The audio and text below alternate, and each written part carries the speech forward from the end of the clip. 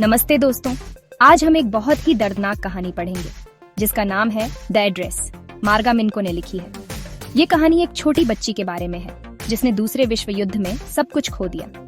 सोचो, उसकी उम्र में इतना बड़ा दुख झेलना। ये कहानी हमें उसके इमोशनल जर्नी पे ले जाती है जब वो अपने पास्ट के कुछ हिस्सों को वापस पाने की कोशिश करती है।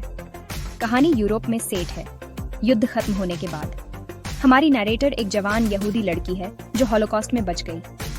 क्या आप इमेजिन कर सकते हैं अपनों को और अपना घर खोने का दर्द? यही सब उस लड़की ने झेला। दूसरे विश्व युद्ध ने पूरी दुनिया पर एक काला साया डाल दिया था। ये युद्ध बहुत दुख और तकलीफ लेकर आया, खासकर यहूदी कम्युनिटी के लिए। हॉलोकॉस्ट एक बहुत ही भयानक नरसंहार जिसमें लाखों यहूदियों को मार डाला गया। हमारी नरेटर और उसका परिवार भी इस बुरे वक्त के शिकार हुए। उन्हें अपना घर और अपनी चीजें छोड़कर भागना पड़ा। क्या आप इमेजिन कर सकते हैं उनके मन का डर और अनिश्चितता? युद्ध से पहले मिसेस डॉर्लिंग नाम की एक औरत नरेटर के परिवार से मिलने आती थी। वो एक अच्छी जान पहचान वाली लगती थी। युद्ध के दौरान मिसेस डॉर्लिंग ने उनके कुछ सामान को रखने की बात कही। उसने वादा किया कि युद्ध खत्म होने के बाद सब वापस कर देगी। नरेटर की मम्मी ने मिसेस डॉर्लिंग पर भरोसा करके कीमती चीजें उसे दे दी। ये सिर्फ चीजें नहीं थीं, ये उनकी खुशहाल जिंदगी की यादें थीं जो युद्ध से पहले की थीं। उन्हें क्या पता था कि ये भरोसा आगे चलकर दर्द का कारण बनेगा। सालों बाद युद्ध खत्म हो गया, लेकिन जख्म रह गए। अब अनाथ हो चुकी नरेटर मिसेस डॉर्लिंग को ढूंढने निकलती है। वो अपना सामान वापस चाहती है, उम्मीद करती है कि शायद उन चीजों से वो अपने खोए हुए परिवार से जुड़ पाए। वो मिसेस डॉर्लिंग का पता ढूंढ लेती है और दरवाजा खटखटाती है। उसका दिल उम्मीद से धड़क रहा होता है, लेकिन मिसेस डॉर्लिंग का रिएक्शन वैसा नहीं होता जैसा वो एक्सपेक्ट करती है। वो ऐसे बिहेव करती है जैसे वो नरेटर को पहचानती ही नहीं। कितना बड़ा धोखा। सेक्शन 5, बीते हुए कल की एक झलक।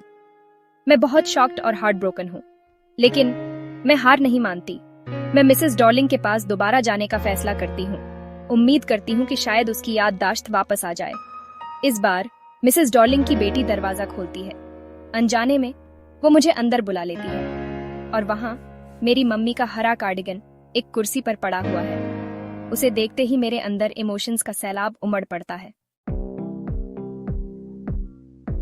मिसेस डॉर्लिंग के घर में अपने परिवार का सामान बिखरा हुआ देखकर मेरी पुरानी यादें ताजा हो जाती हैं। हर चीज से एक कहानी जुड़ी है, मेरे अतीत से एक कनेक्शन। ये चीजें कभी मेरे खुशहाल बचपन का हिस्सा थीं, उन भयानक दिनों से बिल्कुल अलग जो मैंने युद्ध में बिताए थे। ऐसा लगता है जैसे मिसेस डॉर्लिंग ने सिर्फ चीजें ही नहीं, बल्कि मेरी जिंदगी के टुकड़े भी चुरा लिए हैं। दुहक और गुस्से से भरी हुई मैं एक डिलेमा में फंस जाती हूँ। क्या मुझे मिसेस डॉर्लिंग का सामना करना चाहिए? क्या मुझे अपना सामान वापस मांगना चाहिए? मुझे एहसास होता है कि इन चीजों को वापस पा लेने से मेरे परिवार को खोने का दर्द नहीं मिटेगा। इससे मेरी पुरानी जिंदगी वापस नहीं आएगी। मेरी कहानी में वो पता खुद एक सिंबल बन जाता है।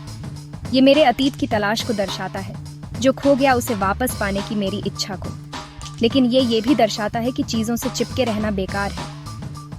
मुझे एहसास होता है कि असली सुकून तो आगे बढ़ने में है, चीजों को जाने देने में। सेल्फ डिस्कवरी के एक पावरफुल मोमेंट में मैं बिना कुछ लिए वापस जाने का फैसला करती हूँ। मैं आगे बढ़ने का फैसला करती हूँ, अपने प्यारों की यादों को अपने दिल में संजोकर।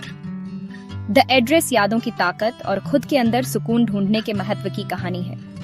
ये हमें याद दिलाती है कि कभी-कभी छोड़ देना ही सबसे बहादुरी भरा काम होता है।